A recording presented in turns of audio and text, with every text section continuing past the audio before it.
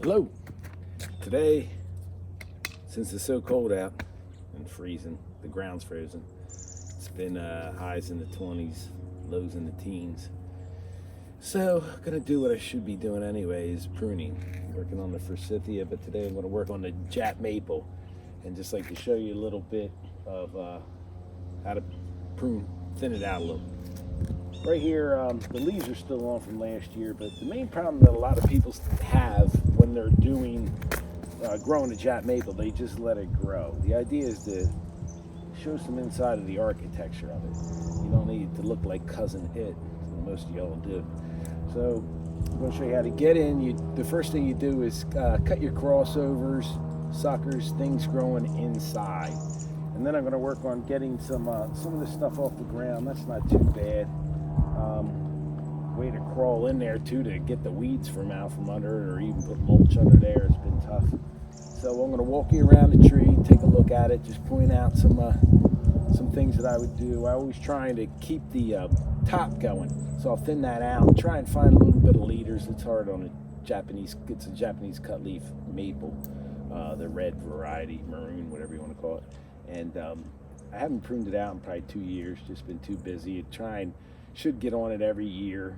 I'd like to prune it in the winter time because the sap's not moving and the tree will not bleed as much, or really at all. It'll dry out, cover up on the outside before all the sugars start moving again. If you hit it in the spring, you're just unloading the plant. So I'm gonna walk you around, check out the whole tree, and then I'm gonna put it on time lapse and see what we got. All right, let me walk you. Yeah, it gets a little bit thick in there. Let me show you. Like this one here, my little arrow I found. I think might take that one off because it's crossing in. But really, where I can show you over here, looking at the whole tree, see it all. Doesn't look too bad. A couple things right in here. All these suckers, I'm gonna clip them off. They're not doing anything but taking up the tree. They're growing backwards in it. You don't want that. Here's something interesting, or I find interesting. If you can see it, is this crack right there. That tree, this branch had big chunks on it. Probably wasn't the best specimen to buy, but I bought it. And when I blew the snow onto it one time, that was a mistake. Laid it down. That's where that crack came up. After I pruned it, I didn't even have to wire it together, but it healed back up. But I know that's going to be a sore spot. You know, it's a problem when you lose a whole branch. So yeah, here's my tree from this side. There's the winter mess. I guess that's a bad attitude. I don't really mean it like that. And here we go here. So you can see what it looks like. I'm gonna try and thin it out a little bit. That's the main thing. You don't want all that energy just to grow into a big Cousin It bush. There you go. All right. Put on time lapse and see you at the end.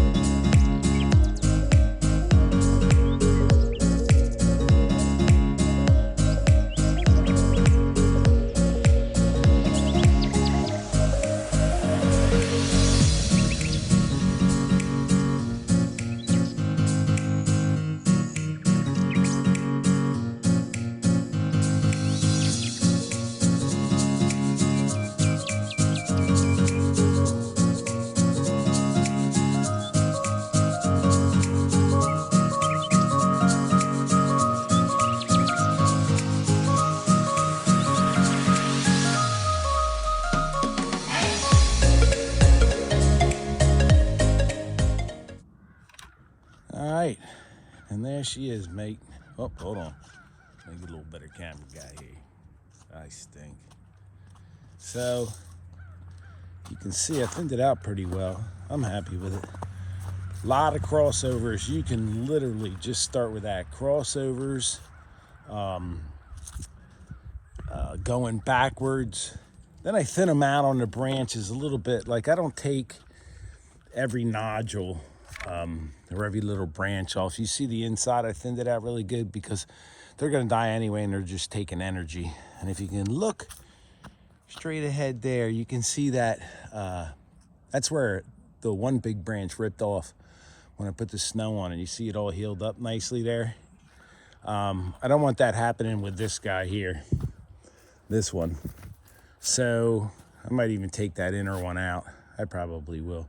Trying to keep it thinner. It grew too much on it, and that's why I did that half crack down the middle. Keep your eye if you're ever getting something like that. This tree's, what is it? I put it in around 2014, you know, what was it, 2 feet high? Your typical Jap maple. I think I did okay with it. Pretty happy. Yeah, there's all the, that's all of it right there. You can't be afraid to take it apart, you know, because it will grow back. And I'll show you in the spring how it does come back. And it's nice too, now we can grow under there, mulch and weed. That stuff later I want to put up under there. I'm going to do that eventually too. But yeah, and as far as the tops go, I get a, it's copper wire to bend them up. You pull it up slightly, or even this one. And I never used it. And it came out pretty well. I just keep thinning out the middle. Thinning, these things always Y off right here, like that, if you can see that. But usually Y off right there. Well, you don't want that. I always pick one to let it go, the one that's growing up and out of the way. So there you go. That's how to prune a Jap maple. Hope, did all right. Take care.